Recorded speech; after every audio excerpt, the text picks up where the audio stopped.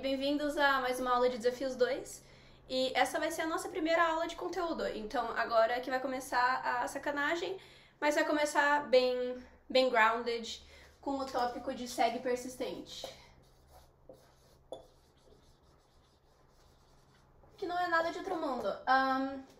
Então, bom, primeiramente, segue persistente, árvore de segmentos persistente. Eu tô assumindo que vocês já sabem o que é árvore de segmentos, né? Caiu na nossa primeira lista. Então, eu vou explicar um pouco mais do que é esse conceito de persistência. Persistência, quando a gente tá falando de programação, basicamente tá falando da gente poder viajar no tempo, certo? Então, vamos supor que eu tenho um array de 3 elementos, esses elementos são 3, 0 e 1. Eu posso fazer updates de mudar um elemento. Então, eu vou mudar o 0 para 2, vai ficar 3, 2, 1. Eu posso mudar o 3 para 4, fica 4, 2, 1. E eu posso mudar o 1 para 7. 4, 2, 7, certo? E aqui eu tenho o meu array depois de todas as modificações. O problema desse tipo de operação é que se eu só estiver mantendo o meu array atual, isso não me dá nenhuma informação sobre como o array era no passado, certo? E é exatamente isso que persistência tenta fazer. A persistência quer achar uma maneira eficiente de eu poder perguntar, por exemplo, qual que era o estado desse array no tempo 2. Qual que era o segundo elemento no tempo 1 aqui? Ele era 2. Qual que era o primeiro elemento no tempo 0? Era 3. E eu consigo fazer essas queries que perguntam não só o valor de um elemento, mas também o valor de um elemento em um dado instante, certo? Então essa é a ideia básica do que a gente define como persistência. Claro que quando a gente vai aplicando esse problema, nem sempre isso aqui vai querer dizer tempo e nem sempre as coisas vão ser aplicadas de maneira tão bonita, mas primeiro eu vou explicar como que a gente faz isso ser uma coisa eficiente, né? Melhor do que só manter várias cópias de árvore de segmento. E aí depois eu vou explicar um pouco mais em como que a gente pode aplicar isso em problemas que não são só querer saber o estado de uma segue antes de alguns certos updates, certo? E a gente pode, na verdade, já com esse exemplo do array, verificar como que a gente poderia fazer isso, né? Por exemplo, aqui eu vou ter meu array com 3, 0, 1 no tempo 0. No tempo 2, eu não preciso copiar todo o array. Eu poderia manter só o cara que mudou, certo? Porque eu sei que o resto é uma cópia do que ele era antes. De novo, quando eu estiver no tempo 2, eu mudo isso aqui para 4. Eu sei que isso aqui era 4, mas o resto vai ser uma cópia do que era antes. E aqui que eu mudei esse cara para 7, vai ficar tudo era uma cópia do que era antes, menos o cara que eu mudei, 7. Beleza? Então, se eu perguntasse, por exemplo, qual que é o estado do 2 aqui, eu consigo só referenciar a última vez que esse elemento foi modificado, certo? E aí eu consigo falar que é esse valor. E aqui a minha memória, o meu uso de memória, ele é proporcional ao número de updates, né? Ele não é o tamanho do array vezes o número de updates. Ele é o tamanho do array mais o número de updates, o que é bem legal. Implementando certas setinhas aqui também consegue ficar bem eficiente em termos de acesso. Agora vamos ver como que se aplica para uma árvore de segmentos. Primeiro vamos rever como que funciona uma árvore de segmentos normal. Bom, uma árvore de segmentos, né? A gente sabe que ela é uma árvore binária em que cada nó representa um segmento de um dado array. Então, vamos por isso aqui, um array de tamanho 4. Vamos falar que esse array é 2, 4, 1, 8. E a gente tem aqui uma série de soma. Esse cara vai representar todo mundo, né? Então, aqui são os índices, 1, 0, 2, 3. Aqui vai representar os elementos de 0 a 3. E por ser uma série de soma, eu vou ter que guardar o valor dessa soma, que nesse caso é 8 mais 7, 15. Cada um dos filhos vai manter metade desse array que resta. Então aqui vai ser de 0 a 1, aqui vai ser 2 e 3. Soma 6 e soma 9. E cada cara aqui vai ser um elemento só, certo? 2, 2, 3, 3, 0, 0 e 1, 1. Beleza? Então essa aqui é a nossa árvore de segmentos. A nossa árvore de segmentos, qual é o intervalo que cada nó representa e qual que é o valor que eu tenho guardado, que nesse caso é a soma. E como qualquer segue, a estrutura nos permite fazer query e update. Então, a primeira coisa que eu vou pedir pra vocês abandonarem um pouco nesse começo é uma abstração. Geralmente, quando você tá fazendo seg, eu defino que se o número do meu nó atual é x, os meus filhos são 2x e 2x mais 1. E se eu indexar de 1? Se eu indexar de 0, os meus filhos têm que ser 2x mais 1 e 2x mais 2. Mas eu vou assumir que a gente tá usando essa representação, tá? Abandona ela. A gente não pode mais usar isso. A partir do momento que a gente introduziu o conceito de persistência, esse conceito dos filhos vai ser um pouco mais dinâmico. Então, o que eu vou falar é que na sua implementação atual de seg, se você quiser transformar o seg numa seg persistente, a primeira coisa que você faz é criar 2 arrays, de direita e esquerda, que falam qual que é o índice do seu filho, beleza? Então, na hora de criar um nó, eu pego o primeiro índice disponível, né? Isso aí eu posso manter um contador. E aí eu defino, tipo, meu filho da direita vai ser um novo nó que eu criei, retorno o valor desse nó e eu guardo. Então, por exemplo, esse cara pode ser... vai ser um aqui com os filhos... eu posso criar algo assim, por exemplo, né? Quase como se fosse uma árvore de DFS aqui. Beleza? E aí no meu vetor eu vou ter que, tipo... eu vou ter o filho da esquerda e direita. E eu sei que o da esquerda do filho 1 é 2, da esquerda do 2 é 3, o 3 não tem esquerda, o 4 não tem esquerda, o do 5 é o 6, 6 não tem esquerda, o 7 não tem esquerda. Então vai ficar alguma coisa assim, né? Similar pro da direita. Tá. Então vamos primeiro abandonar esse conceito aqui, mas beleza. Isso é uma modificação razoavelmente simples que você pode fazer no seu código. E vamos verificar o que acontece quando a gente modifica o elemento aqui no nosso array. Beleza? Quando, por exemplo, eu mudo esse cara de 1 para 2. O que vai acontecer é que eu vou ter que modificar o valor da soma em todos os nós que contém esse elemento que foi modificado, certo? No caso são log nós. Vai ser esse 1, esse aqui e esse aqui. E uma coisa, no caso, a soma de todas vai ser incrementada por 1, né? E aqui você já pode perceber como que o conceito de toda vez que eu fizer um update, eu criar uma nova cópia da minha árvore de segmentos pode ser pouco eficiente. Porque eu só mudei log nós. Ao modificar um elemento, eu só modifiquei log nós. E isso realmente... eu não preciso copiar a seg inteira, né? Eu só preciso criar novas versões desses nós. E aí, o que aquela representação de direita e esquerda que eu falei queria dizer? Então, o que eu vou fazer com essa seg é que eu vou falar que essa é a seg no tempo 0, beleza? Essa é a minha seg inicial no tempo 0. Para eu pegar a minha seg no tempo 1, primeira coisa, a raiz mudou, certo? A raiz, ela representa o meu array inteiro e o meu array mudou. Antes ele era 2, 4, 1, 8. E agora ele é 2, 4, 2, 8. E toda vez que o nó muda, como eu não posso apagar o meu antigo, porque senão eu vou estar apagando a informação que eu quero acessar, eu tenho que criar um nó novo. Então eu vou criar uma nova raiz. Aqui ela vai ter o próximo índice, por exemplo, né? Então, sei lá, o índice 8. Ela também vai representar o mesmo range, então range de 0 a 3. Só que agora eu tenho um novo valor da soma, que é 16. Que vai ser a soma dos meus filhos, vocês vão ver. Agora, vamos ver como eu posso criar o nó da esquerda. Mas o nó da esquerda, eu não preciso criar um nó novo. Porque o nó da esquerda, ele é exatamente igual ao que ele existia antes. Então, o que eu vou fazer é que no meu vetor de direitas e esquerdas, em vez de eu criar um nó novo, eu vou só falar que o filho da esquerda desse elemento 8 é esse nó aqui que já existia. No caso, eu sei que o filho da esquerda do 8 é o mesmo filho da esquerda do 1. Ao estar construindo esse aqui, eu tô como se eu estivesse fazendo uma DFS nas duas segs ao mesmo tempo. E eu só crio novamente os nós que me são relevantes. Então, o que eu vou fazer é que eu vou falar que esse cara é filho desse cara. O 5, ele foi modificado, eu não posso fazer isso. Então, pro 5, eu vou ter que criar um nó novo. Ele representa o mesmo range, 2, 3, o mesmo range da cópia do passado dele aqui, né? Ele tem a nova soma, que vai ser a soma dos filhos dele. E sei lá, ele vai ter índice 9. Agora, pros filhos, eu faço a mesma coisa. Eu não preciso ter um filho direito, quer dizer, eu não preciso ter um filho direito, então eu vou apontar para esse 7, que é o filho direito do outro elemento, e pro meu filho esquerdo, realmente, eu vou ter que criar um nó novo, né? Então, o meu filho esquerdo aqui vai ser o 10, que também tem o 2, 2, e ele tem soma 2. E nota que a gente está mantendo a propriedade de árvore de segmento aqui, em que a soma de um cara é a soma dos filhos, né? Aqui eu tenho a soma 16, vai ser 10 e 6. Aqui eu tenho 10, que é 2 e 8. Então, eu tô mantendo essa seg. E essa é a ideia, né? Isso aqui é pro tempo 1.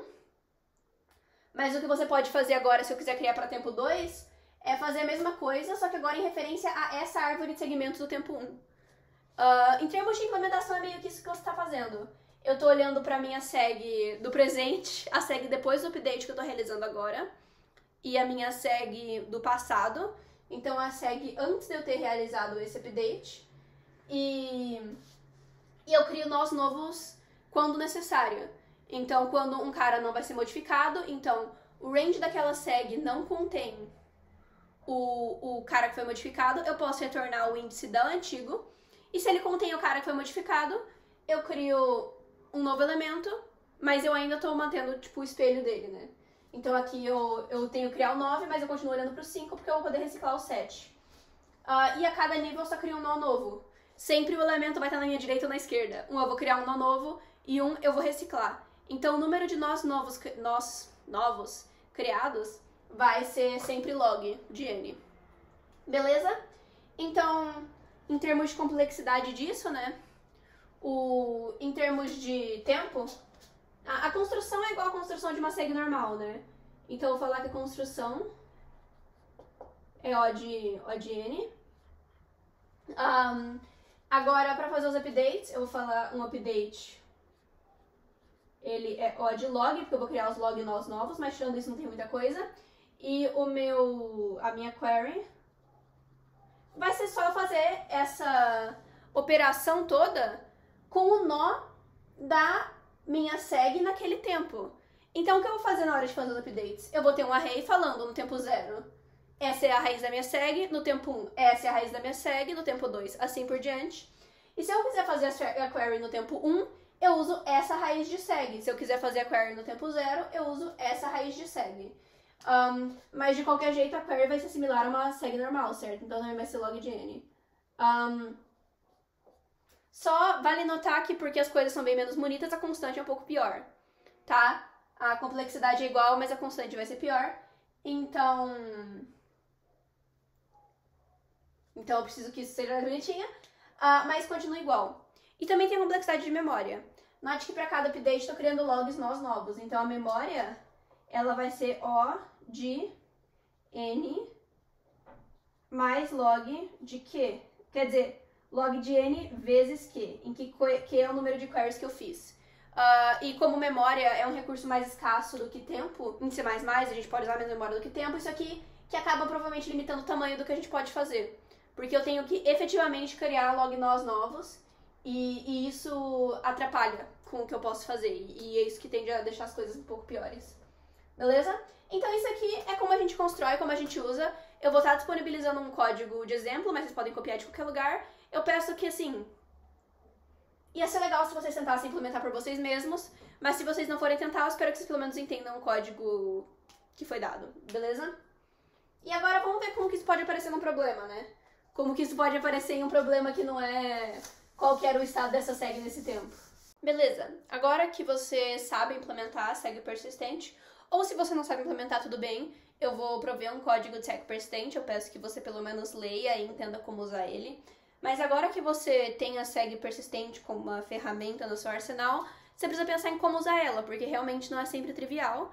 Na verdade, pode ser muito, muito difícil, exatamente porque a gente tem que definir que tipo de coisa que é esse nosso conceito de tempo. E isso é complicado. Então eu vou te dar o seguinte problema. Eu te dou um array, beleza? Um array aqui de 8 elementos. E ele tem números. 2, 3, 100, 10, quer dizer, 10, 1, 20, 3, 2, 1, sei lá. Beleza? Eu tenho um array aqui. E eu vou te dar várias queries, só queries, não updates, que vão perguntar, nesse range aqui, quantos números são menores ou iguais a 4? Menores ou iguais a x para algum x, beleza? Esse x, eu vou te dar na query, ele pode ser diferente para toda query. E eu quero que você me fala, nesse intervalo, quantos números são menores ou iguais a 4. Nesse caso, são 3. Beleza? É o 1, o 3 e o 2. E nota que, tipo, isso é chato, né? Eu não sei fazer isso com uma SEG. Isso é complicado. Isso não... Por causa desse x, como que eu dou query para um x específico? Ia ser legal que eu soubesse fazer esse tipo de coisa. Então, vamos supor que eu sei qual é o x. Vamos supor que o x é o mesmo para todo update. Como que eu poderia resolver esse problema? Uma coisa que eu posso fazer é que eu crio uma cópia desse array aqui, beleza? Todo lugar que tem um elemento menor ou igual a x, eu boto um 1. E todo lugar que tem um elemento maior do que x, eu boto um 0. Esse vai ser meu array. E agora, eu posso fazer só uma query de soma, certo? O número de elementos menores ou iguais a x vai ser o número de elementos que eu coloquei 1, que são menores ou iguais a x. Então, eu somo os elementos que eu marquei como menores ou iguais a x no range. Isso é muito legal, isso é muito conveniente, eu gostaria muito de ter isso.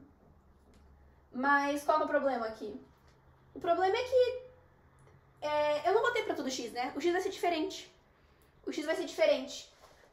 Mas a coisa legal de você perceber nessa seg é que a diferença do x pro x mais 1, sei lá, não é tão diferente assim, certo? Eu vou só pegar alguns elementos, então, por exemplo, se eu quiser saber menor ou igual ao próximo elemento aqui, 10, eu só pegaria o elemento que é 10 e eu mudaria ele de 0 para 1. E aqui você consegue ver surgir esse conceito de persistência, certo? Eu posso começar com todo mundo 0 e ir colocando os uns na ordem. Então, nesse caso aqui, primeiro eu coloco os uns, depois eu coloco os 2, depois eu coloco os 3, depois o 10 e depois o 20. E quando eu tiver a minha query de x, eu só preciso usar o meu conceito de persistência e perguntar qual era o estado da minha seg. Depois eu tenho inserido esse elemento, certo? E aí eu posso fazer a query de soma normal na minha seg nesse tempo. E é basicamente essa a ideia do problema, na verdade. A única coisa que eu vou notar é que você tem que tomar cuidado com os índices, né? Porque, por exemplo, se eu tivesse 10 na nona aqui, eu tenho que tomar cuidado enquanto eu lido com isso. O que quer dizer cada versão dessa minha seg? E eu indexar em cada versão qual foi o último elemento inserido. Então, na hora de eu fazer uma query para um x, eu não pego a xésima versão da query, certo? Porque se eu tivesse um 10 a nona nesse meu array, eu teria que estar pegando a 10 a nonaésima versão a versão da minha seg e isso estoura, isso não dá certo. Então, o que eu tenho que fazer é só procurar, né? Cada versão eu falo qual foi o último elemento inserido nessa versão e aí eu procuro qual é exatamente a seg que eu quero buscar, como a busca binária, por exemplo. Eu quero saber qual que é a última seg na qual eu inseri um elemento menor ou igual a x. E essa é a seg que eu quero queryizar. Mas essa é a resolução do problema. Como você pode ver, ela vem toda de você pensar em tempo como não se fosse tempo, né? Pensar na ordem como se fosse o tempo e você poder usar essa transformação. Eu não sei nem bem se dizer que persistência é tempo é uma coisa que ajuda ou não, porque você realmente tem que abrir a sua cabeça para saber que isso pode significar qualquer coisa, e esse tipo de abstração em que ele pode querer dizer a ordem é muito, muito comum. E nota que isso permite a gente resolver vários outros problemas, né? Esse aqui de menor ou igual a x. Eu posso saber, por exemplo, só fazendo continha, saber quantos elementos são iguais a x. Ou um problema que está na lista também, que vai usar uma variação disso, é saber qual é o késimo número no elemento. Quer dizer, qual é o késimo número no range, certo? E isso é um problema que realmente, com uma seg normal, não tem nem ideia de como resolver. Então isso aqui é a como de seg persistente. Eu vou só dar 2 adendos antes de acabar a aula, aqui bem por cima, que vão ser sobre os tópicos extra dessa semana, ok? E eu digo tópicos extra porque são tópicos que ia ser legal de vocês estudarem se vocês não souberem e se vocês estão ativamente competindo. E o problema extra da lista é sobre um desses tópicos. Então, tem um problema sobre um desses tópicos, mas ele vale pontos a mais, né? Então, se você só souber seg persistente, você consegue tirar 10 na lista. Esses tópicos vão ser seg 2D e seg esparsa. E só pra vocês saberem o que eles são, seg 2D é exatamente isso que parece. É uma seg em 2D. Então, em vez de eu saber, por exemplo, dado um array, eu quero saber a soma nesse range, uma seg 2D permite, dado um quadrado, um retângulo aqui, eu quero saber a soma nesse quadrado aqui, ou retângulo. Então, ela permite que você faça coisas de seg enquanto você não está num array, você está numa matriz. Fazer a soma de ranges 2D aqui, certo? Você pode estender para seg 3D também, mas isso nem existe. Deve existir. Mas tá. E isso é uma seg 2D. E a implementação dela não é tão complicada, eu diria que ela é bem mais confusa. Porque como você faz isso, é que... Vamos lá, eu tenho aqui a minha linha. E eu tenho uma seg para cada linha. Para cada conjunto de linhas, né? É como se esse aqui fosse o array pelo qual eu tô criando a seg. Beleza? Só que cada nó, ele não vai ser um elemento, né? Cada nó da minha seg, na verdade, ele vai ser um range de linhas. E aí, nesse nó, eu vou ter... Então, deixa eu fazer uma lupinha aqui.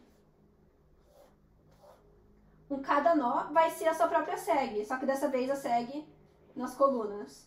Então, um nó, ele vai guardar a informação dessas colunas para essas linhas, beleza? Então, eu tenho que fazer a soma das linhas que eu tô falando nas colunas que eu tô falando, né? Ela é uma seg de segs, mas é como se uma seg, ela representasse as linhas e a seg de dentro, a seg que está em cada nó daquela seg, tivesse a informação das colunas para um conjunto fixo de linhas. Então essa é a implementação, e se você fizer bonitinho não fica tão feio.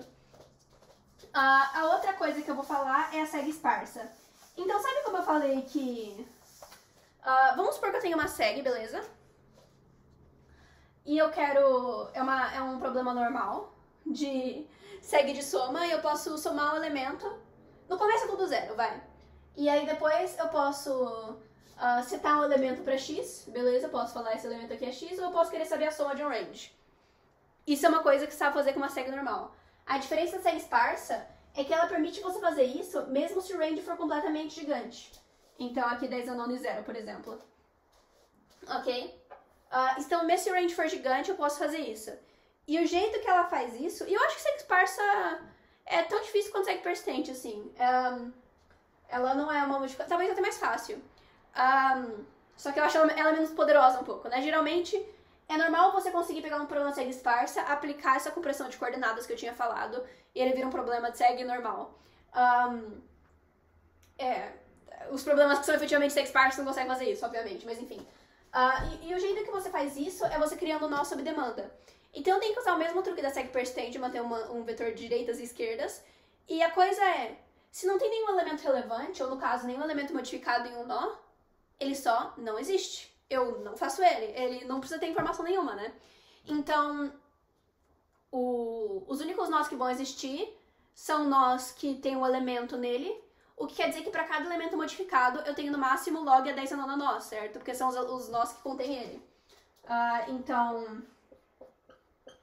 Então, o número de updates vezes isso vai ser o tamanho da minha seg. Updates vezes log do range grandão, o range que eu tô falando. Então a seg não explode de tamanho também fazendo isso. E aí fazer query, né? De novo, eu só preciso fazer query em nós que efetivamente existem, se o nó não existe. No caso aqui da query de soma, eu sei que eu tenho que somar 0, se o nó ainda não foi construído. Então essa é a ideia de uma seg esparsa. Na verdade, eu acho que eu até só dado essa descrição rápida, talvez vocês consigam implementar. E é um tópico legal, é bem fofinho. Eu vou estar provendo aí uns documentos também que explicam esses dois em mais detalhe, se vocês tiverem vontade de estudar, se vocês tiverem curiosidade. Mas pra aula, foquem em seg persistente. Eu tenho alguns problemas, 4 problemas da lista. Eu acho que 2 deles são de seg persistente, 2 deles são ou de seg normal ou algum outro tópico. Tem 2 ou 3 seg persistente, eu não lembro. Mas enfim, é isso. Estudem, boa sorte na lista e é nóis.